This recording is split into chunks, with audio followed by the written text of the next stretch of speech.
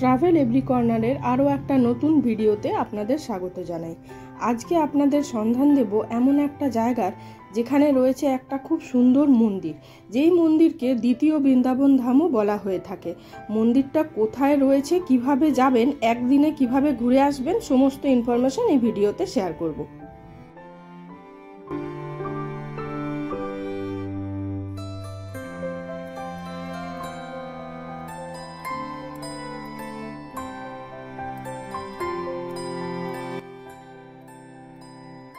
আমরা বেরিয়ে পড়লাম জামশেদপুর থেকে। আপনারা চাইলে কলকাতা থেকে ডাইরেক্ট গাড়ি নিয়েও যেতে পারেন। এছাড়া ট্রেনে গেলে বাঁকুড়া বা বিষ্ণুপুর হলো নিকটবর্তী স্টেশন, সেখানে নেমে আপনারা একটা রিজার্ভ গাড়ি করে নিতে পারেন পাঁচমুড়ার জন্য। মন্দিরটা রয়েছে বাঁকুড়া জেলার পাঁচমুড়াতে।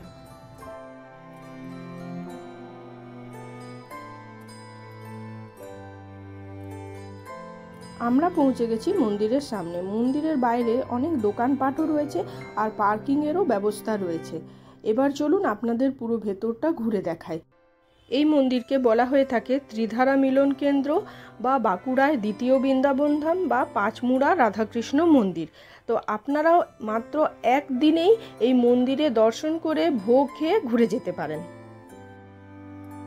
ভেতরে কি রয়েছে আপনাদের ঘুরে দেখাবো। ভোগের ব্যবস্থা রয়েছে, কত টাকার কুপন, কখন পাওয়া যায়, সমস্ত কিছু শেয়ার করব। এই হলো মন্দিরের বাইরের প্রাঙ্গণ। খুব বড় এলাকা জুড়ে পুরো মন্দিরটি তৈরি হয়েছে। ভেতরে রয়েছে অনেকগুলো ছোট ছোট মন্দির, বাইরেও দু একটা আরও মন্দির আছে। চলুন আপনাদের ভেতরে গিয়ে এবার বাকিটা দেখাই।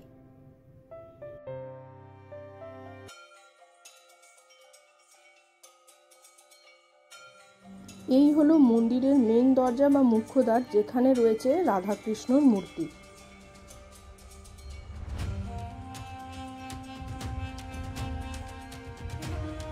মন্দিরের ভেতরের বিগ্রহ ও সাজ সরঞ্জামটা খুব সুন্দর, চারিদিকে খুব সুন্দরভাবে সাজানো।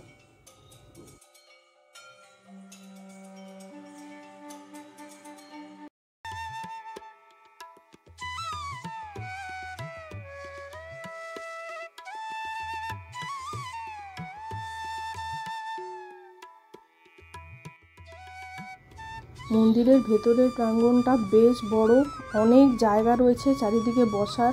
চারিদিকে দেওয়ালে খুব সুন্দরভাবে চিত্র অঙ্কন করা রয়েছে, আর বাইরেটা দেখতেও পাওয়া যায়, সুন্দর দোকানগুলো দেখা যায়। মানে একদিনে ঘুরে আসার জন্য একটা আদর্শ ঠিকানা।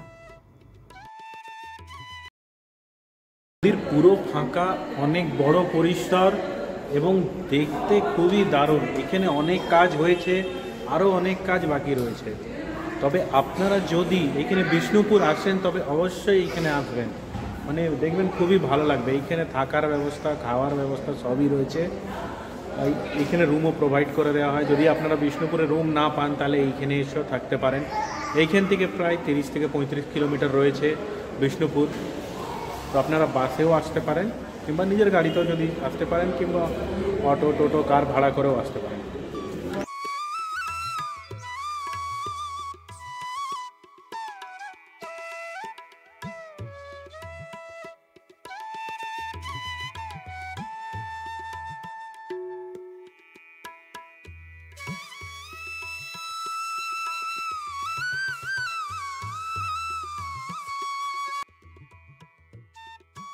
এখানেই বসে ভোগ খাওয়ানোর ব্যবস্থা রয়েছে।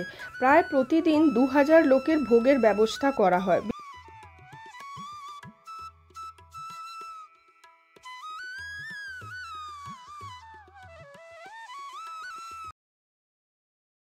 ভোগের মধ্যে রয়েছে ভাত, ডাল, আলু পোস্ত আর একটা মিক্স ভেজ মতো, আর চাটনিও রয়েছে, ওটা পরে দেওয়া হবে। আর নর্মাল ভোগের টাইমে পরমান্নও থাকে, কিন্তু আমরা অনেক লাস্টে এসেছি বলে ওটা হয়তো এখন শেষ হয়ে গেছে।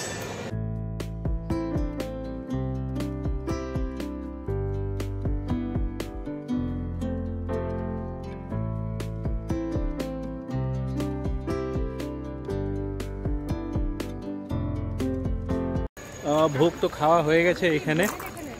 এইখানে ভোগ পাওয়া যায়। আপনারা যদি আগে দিকে যদি কুপন নাও পাওয়া যায়, আগে দিকে একটা কুপনের সেন্টার কাউন্টার রয়েছে, ওখানে প্রায় 11টা সাড়ে 11টা পর্যন্ত কুপন পাওয়া যায়। যদি কুপন নাও পাওয়া যায় আপনারা ভিতরে ডাইরেক্ট চলে আসবেন। এইখানে পিছন দিকে এইখানে যে আছে এইখানে ভোগ খাওয়ানো হয়।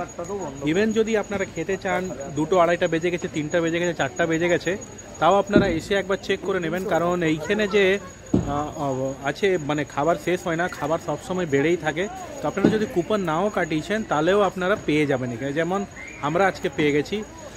রেট হলো 50 টাকা এবং খাবার যথেষ্ট ভালো, যথেষ্ট টেস্ট রয়েছে। আলু পোস্ত, মিক্স ভেজ, চাটনি ও পায়েস রয়েছে এখানে। আমরা সব কিছুই খেয়েছি, খুব ভালো লেগেছে, কোয়ান্টিটিও খুব বেশি পেয়েছি। তো আপনারা এটা ভাববেন না যে ভোগ শেষ হয়ে গেছে, বেলা হয়ে গেছে, আপনারা এসে এখানে চেক করে নেবেন। তাছাড়া এই পিছনে যেটা দেখছেন, এই যে এগুলো রয়েছে, এখানে থাকারও ব্যবস্থা রয়েছে।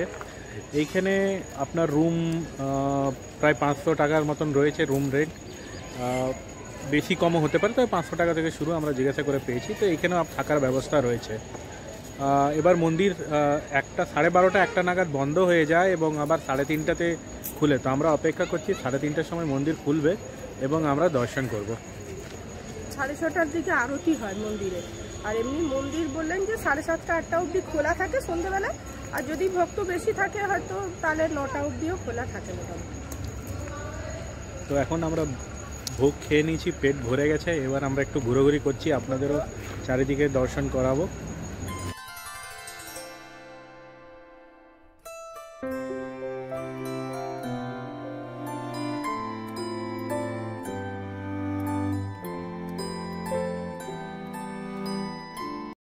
এখানে একটি গোশালাও রয়েছে।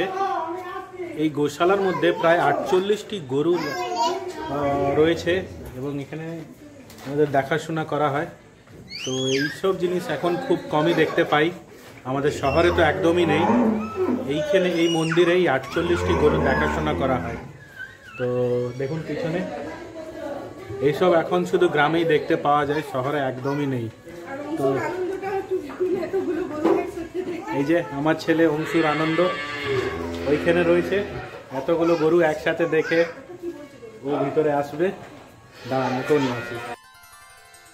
মূল মন্দির অর্থাৎ যেখানে রাধাকৃষ্ণর বিগ্রহ রয়েছে, ওই মন্দিরের বাইরে এসেও আপনারা পাবেন খুব সুন্দর একটা শিব মন্দির।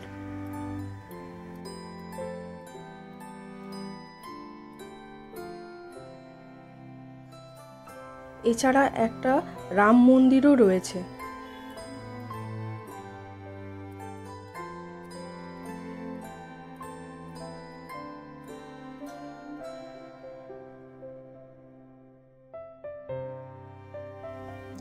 আর ঠিক গোশালার পাশেই রয়েছে শিব ঠাকুরের এই বিশাল আকার একটা মূর্তি।